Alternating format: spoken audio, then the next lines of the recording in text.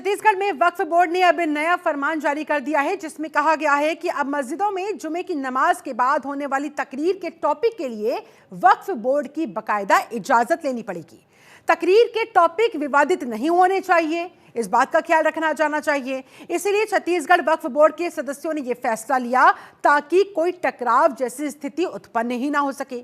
ऐसे में छत्तीसगढ़ वक्फ बोर्ड के अध्यक्ष डॉक्टर सलीम राज ने इसी मुद्दे पर जनतंत्र टीवी से खास बातचीत के दौरान क्या कुछ कहा, सुनिए जरा।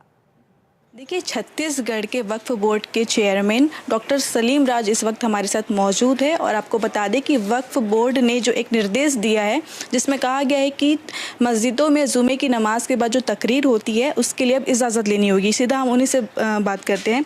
सलीम जी, आपने ये जो आदेश दिया है, क्या इसके बारे में थोड़ा डिटेल से बताइए। छत्तीसगढ़ राज्य बोर्ड ने समस्त मुतल्लिक़ को एक आदेश और दिशा निर्देश दिया है कि जुमे की नमाज के बाद जो आप बयान देते हो छत्तीसगढ़ राज्य वक्फ बोर्ड से अप्रूवल कराना है।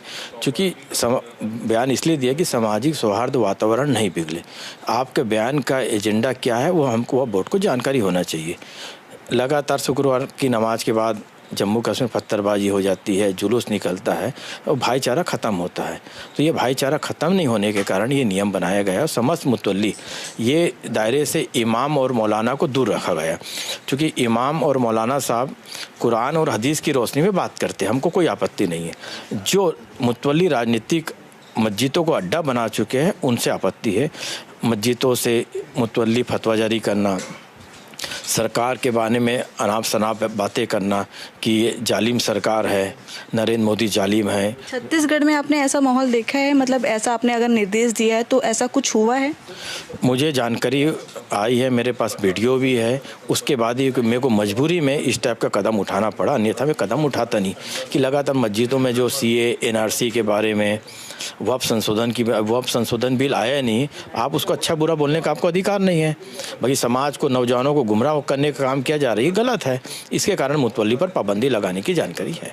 अगर वो ऐसा नहीं मानते हैं तो क्या उन पर लीगल एक्शन लिया जाएगा?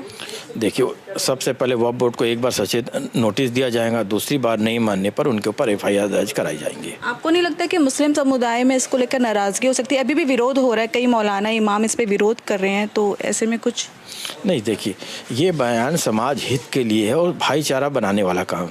इसमें हम इस कुरान और हदीस की बात नहीं कर रहे। कुरान हदीस की रोशनी में जो चर्चा करना वो चर्चा होना चाहिए।